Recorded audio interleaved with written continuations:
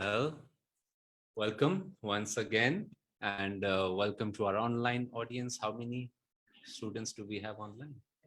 Wonderful. 10 is a good number. See, now the balance is shifting. We have more in person, less online. It's good to be online or wherever you are, but it's nice to see more of us gathering. There's this beauty around, first of all, our Bhagavad Gita Satsang is celebrating its 8th year without break. Every Thursday, we've been having these satsangs, and just goes to show on one level, 8 years seems like a fair amount of time. On the other hand, you understand that, oh, this has been happening in so many parts of this country and now worldwide for 2000 years at the least. People have been knowing this teaching, have been discussing it. I was recently with a friend who is reading an 18 volume, frankly, so fat volume of the Mahabharata. And when we hear there are 100 Kaurava brothers, now they are the qualities. Yoganandaji said that the potential, the infinite potential of making a mistake. Kriyanandaji's genius was to make things so simple. He said, think of a circle. At the center of the circle, if you put a dot, he says, that's truth. And it's so simple. Anybody, anywhere can say, oh, that's the center. Let's go. We just have to be at the center. And he said, that's easy. It's easy to know that with some experience, because the more you start going towards your center, the more you have this surety that, yes, I'm going in the right direction. However, he says those, let's say, who are close to the center or slightly outside and are trying to explore, I guess, how far does this go? Where does this go? He said, you see, come out of a circle, and he said it goes into infinite directions. And he says the Mahabharata is like that. The Bhagavad Gita's teaching is like that. And my friend was telling me, he said, Aditya, those 100 characters are actually mental, psychological, emotional tendencies in us. And 100 also, to name, you might say a few. Kriyanandaji said those complexes actually run into infinite almost. He said, because think of each person. He says, your thumbprint is not the same, your eyes, your voice. We know our earlobes are not the same. Scientists in their own way, they say no to snowflakes are the same. And you wonder, so much variety. And on one level, frankly, to us who have a spiritual inclination, it seems beautiful that, wow, God never repeats himself. He's ever new joy. On the other hand, friends, remember, this is a battle which is still remembered and still, frankly, rages every day inside each person who has not yet found God. The Mahabharata, the upward tendencies and the hundreds of brothers who are downward pulling. And this is not to be taken lightly. If it is remembered, Kriyanandaji said, frankly, your life depends on it. He said, otherwise, as we know, a part of the play is reincarnation. He said, we don't understand it. To approach a war, even a physical war, without any preparation, you and I rest quite well because we believe, and we should have that faith, that, hey, our country's defense system knows what to do. They know, the police knows what to do. There are departments, people study these things. They specialize in this. Well, here we are exploring the spiritual path, which Kriyanandaji said is much more subtle. At least outwardly, you can see the enemy cross the line. He said so many times people say, oh, that's not really a danger to me. It's just in my mind. I'm just thinking about these things. And Swami says, that's exactly where the battlefield is. He said, it's in your mind. If something has already entered your mind, remember that story? Yoganandaji's guru was, Sri Yukteswarji was giving him a lecture, and a mosquito sat on master's thigh. And master mentally, because his guru was there, he didn't swat it, but he mentally wished, oh, I wish I could just kill this mosquito. And Sri Yukteswarji, being the omniscient guru that was, he said, why don't you complete why don't you complete the action? He said, so which action? He said, that which you have begun. You have killed the mosquito in your mind. And you and I don't think of it that way. We think, oh, no, I have not killed the mosquito. He's flying. There have been many saints. There was once a saint, he gave a lecture and he was then going, he had to take the elevator down. And he pressed the button, the elevator came. He put one, this was Edgar Casey. He put a step inside the elevator and then he pulled his step out and he kind of motioned to his disciples that let's not go inside. And so they stopped. They thought he's forgotten something, and he just pulled his step back, and the elevator door closed. And just a moment later, that elevator chain snapped, and it unfortunately went down crashing, killing everybody that was inside. And his disciples said, "Sir, how did you know that this is going to happen?" And he said, "Oh, didn't you see those people? They were dead already." He says they didn't have the aura. The body was there, they were moving, but he says there was no aura of life, that radiance. And he said he was sensitive to that. He could see it. Another beautiful quote of that sort is Swami Vivekananda's quote. I read that about 20 years ago, and it straight touched my heart. He says, I hope I remember it now. He says, "They alone live who serve others. The rest are more dead than alive." Think about it. And he was one. He would serve somebody in a famine, in a flood situation, and he would say, and they would thank him naturally because he had saved their life. And he would say, "Oh no, it is I who should be thanking you for giving me the opportunity to serve." Because frankly, on the outside, let's say on a physical perspective, he did save one life, one lifetime, or prolonged it. However, those people who were saved by food and water and medicines, it's wonderful to save any life, even that of a mosquito. As Sri Yukteswarji Singh, provided you can raise your consciousness, he said, above the mosquito. But who was really benefiting in that whole exercise? It was Swami Vivekananda.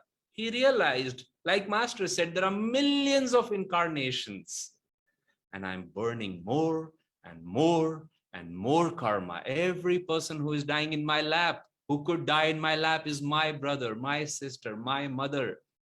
He is myself. If God has put him before me, and if I can infuse some life into him, I am nourished. It seems philosophical. It is not.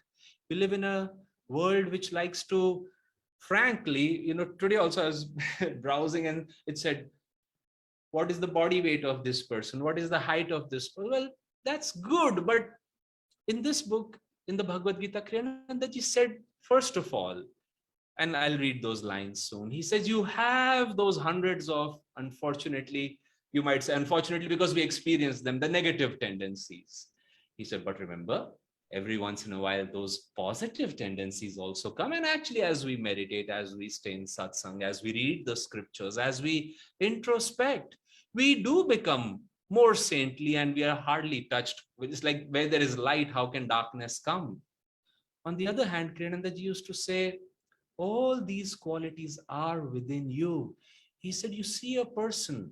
He used to give the example of people committing crime, good people seemingly. And people, when the crime happens, and frankly, this is every day in the newspapers. When a crime happens, people say, no, my neighbor was a wonderful person. He used to walk the dog all the time. He was kind to the birds. I can't imagine him doing anything like, or this child was the quietest child in the neighborhood. And no, I can't imagine such a level of rage. Well, nowadays there are cameras which capture these things, and you wonder, how did this happen? And Kriyanandaji said that potential exists, and we are not safe, Master said, till we reach Nirvikalp Samadhi. And he said, in that direction, in that journey, he said, be on the right side, be on the side of the Pandavas. So let us see, how did your and my journey begin? How did God, who become us, like I was saying in the beginning, how do we find ourselves in such a precarious balance where, frankly, you sometimes think, is it not enough to just be good? But the Bhagavad Gita says no, because what is goodness? Goodness is good karma. And he says, but karma itself has to be overcome. Otherwise, here you come again and again. And you say, my goodness, this calls for attentiveness, alertness. Well, that's the lesson at least I got.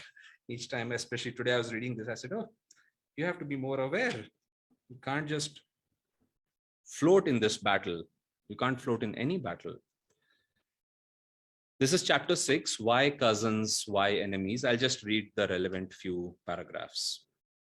Dhritarashtra, the father of the Kauravas or Kurus, has Ambika, negative doubt for his mother.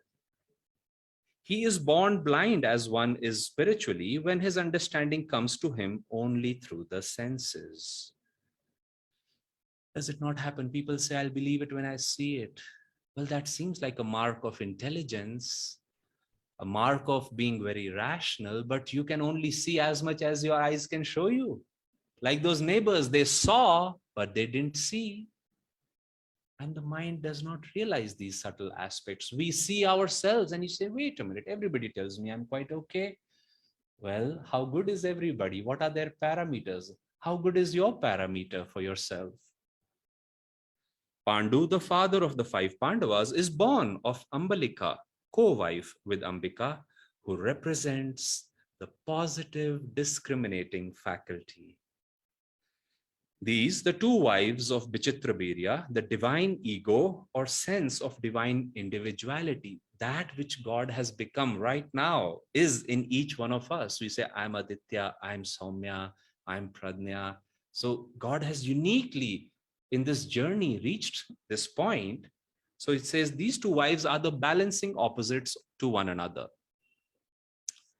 I'll skip a few lines and keep moving. Dhritarashtra, the blind mind, through his first wife Gandhari, symbolizing the power of desire, begets Duryodhana and his 99 brothers. When we don't know better, you say, well, here I find myself in life. My senses are telling me such people are respected, such things are good. Perhaps a little fame does not hurt. Everyone knows my name. I wouldn't mind that. Why shouldn't I have a good house? Why should I not buy enough cars? What's wrong with world travel? Ananda ji was once in a plane and somebody saw him in ochre clothes. And this lady said, sir, what do you do? He said, I teach Hindu philosophy, yoga and meditation. And she said, you know, I'm so glad we met. I have this question for the longest time. And she said, sir, is it really true that we reincarnate? I mean, does it really happen? And Swami said, oh, yes. He said, I lived with a man. He was my guru. He used to talk about his past lives and hours as if they were yesterday and day before. And we do live, he said, many lives. And she said, yes, yes, yes, thank you, thank you. She said, now I don't have to worry about visiting all the countries in this life. Because she was under that pressure that I want to be a world runner. Thank God. Maybe Swami did tell her, if she was open, that there are countless planets to go to. And you think about it, it is really frightening. They said, it is trembling. Arjuna and others, they were like, when they saw God in his real form, they were like, please come back to that which I'm familiar, my home address, my meditation asana. I want to be able to manage this. Because when God really shows what it is all about, humility is the natural fruit. You just say, my Lord, like the saints say, the more they progress on the spiritual path, the more they realize on one level how little do they know. This is a very common perception shared over the centuries. So here we are, when we go through the senses only, then naturally desires are born. Why shouldn't I have this? What's wrong with this? What's wrong with that? And what is the fruit? Even a little movement in that direction, one by one, the fruits are those children, born of blind mind that follows the senses as the final destination, and the desire. There's a power. Desires are not passive. Yogananda ji was once walking with Dr. Lewis, and he was giving Dr. Lewis a satsang, and suddenly a red sports car went by. And Dr. Lewis turned around to look at it. And Master said, Doctor, watch your heart. The point is that, God has not made it easy. Master told Swamiji, if God would have made it easy, people would find out too soon. Swami said, why shouldn't they find out too soon? Master said, they can if they try. But he said, God is not a B grade director or script writer. He says, God is God. And he says, he said, it's infinitely complex. If you want to play with him, don't play with him, is what Swami used to say. Play with him in the right spirit. Let's go further. Dhritarashtra's second wife, Vaishya, symbolizes the attachments that are formed in consequence of desires. As if desires were not enough. Now I want only that. Jayaji often says, he says, use the word preference. Don't be stuck. This is how you want it. Master's way was, he says, keep your habits little flexible. He says, just change your food, change the sugar content in your tea, different preferences. He said every now and then. So it's flexible. You say, well, if this is there, it's okay. If it's not there, no problem. Because once attachment is formed, then what did Sri Yukteswarji said? He said attachment creates, and he said it lends a blinding a halo around the object of desire. That is all you see. Now it's a good thing too if you see it from attachment to God. The saints see God in everything. They don't judge anybody. They're not disturbed by this world. Anandamayi Ma, before partition, difficulties were coming during partition, and she had predicted those. And people would say, Mother, how can you talk about these things without providing a solution? And she said, don't you think God knows what he's doing? That when we see God everywhere, we are not affected. Guru Nanak Ji, when those difficult times were coming, he was giving a satsang. He had just established a place of satsang. And right there, they had just established, he said, let's just go behind that hill. Let's get up and go behind. And people got up, packed, carried all the utensils. And what happened on where they were? Well, the raging armies came and everybody was killed. That whole village was looted. So God, now it seems cruel on one level, because when we are in the ego, that's all we see. But Master said the solution, the only solution is go beyond the ego. And here, of course, we're not discussing the Pandavas. We are discussing how the opposing negative army, how did it start? It starts with the mind, which is failing, Master said, in doing what its highest duty was. And we think, oh, it's okay, that's fine. It's not fine. Master said, before you know, a whole army will be there and you will have to overcome the army. You created the army. Dhritarashtra had to bear the death and the pain and ultimately the acceptance of Krishna's supremacy. He had to accept this. At the end of his life, he was torn apart by what had happened. Anyway, since this is an introduction, I'll keep moving. So what happens when we have not just desires, but this time through Vaishya, attachments are formed in consequence to desires. These give birth to Yuyutsu, who represents the eagerness to do active battle in order to protect one's selfish desires. And we'll close over here. That you have a desire, you don't see a problem with it. Master was uncompromising.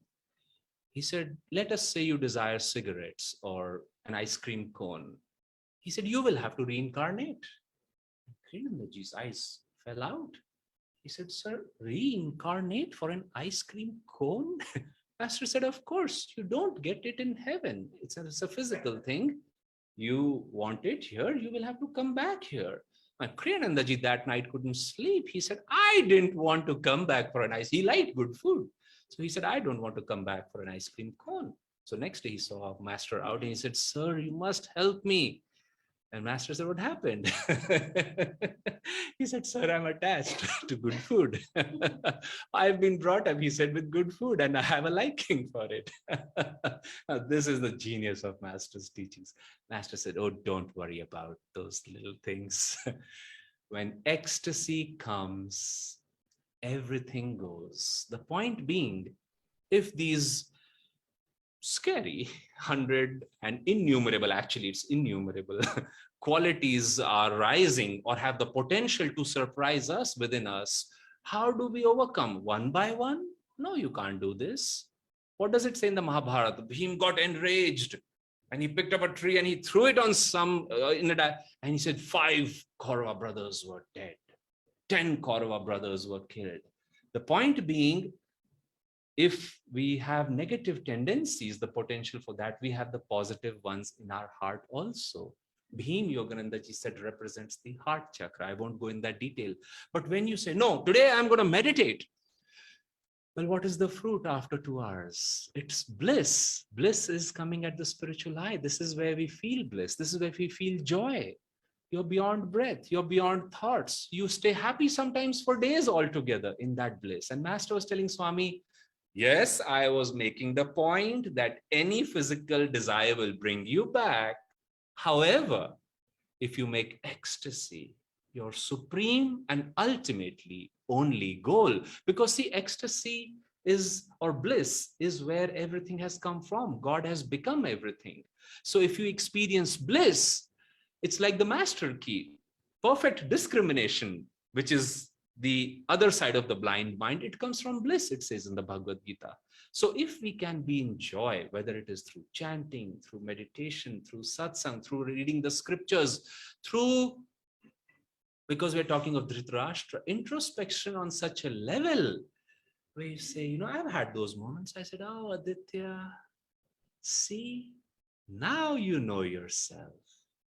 So far, you were just fooling around. You were wasting time.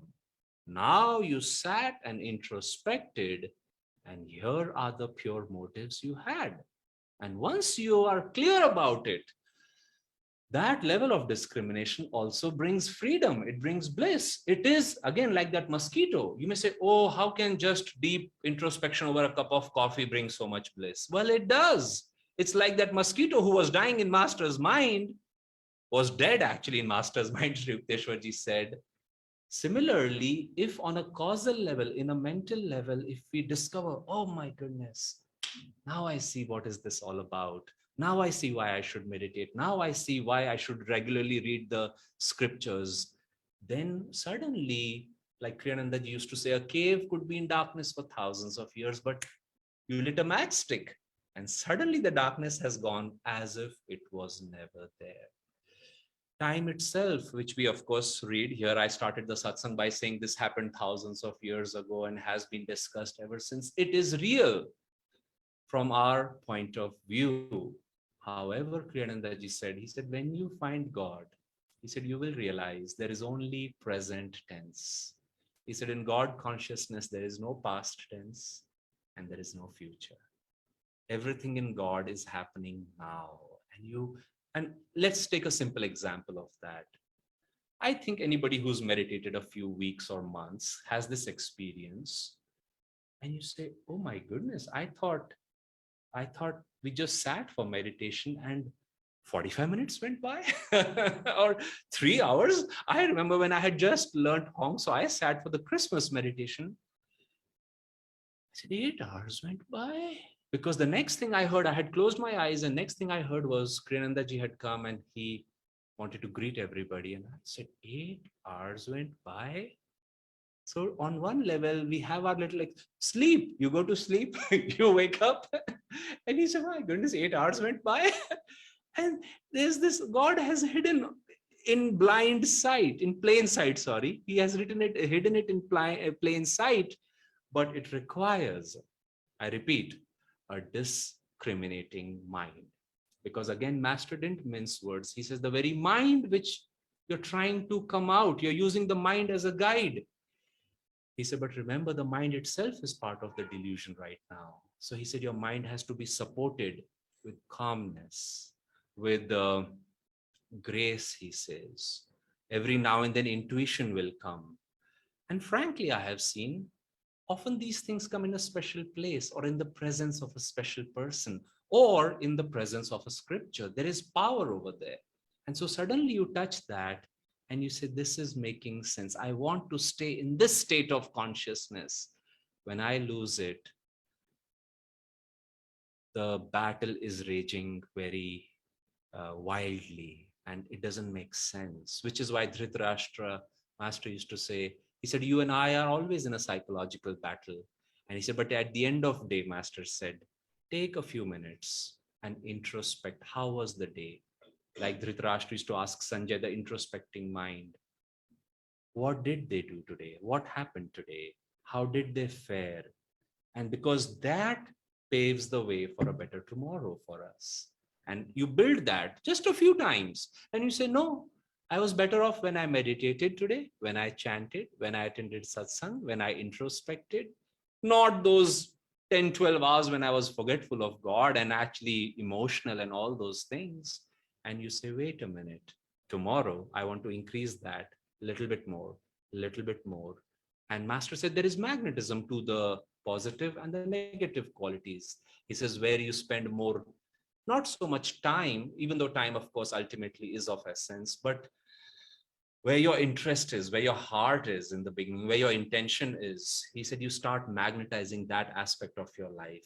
And he says then the battle becomes very, it's like Krishna, he never was without a smile. Others were very emotional, fearful, anxious.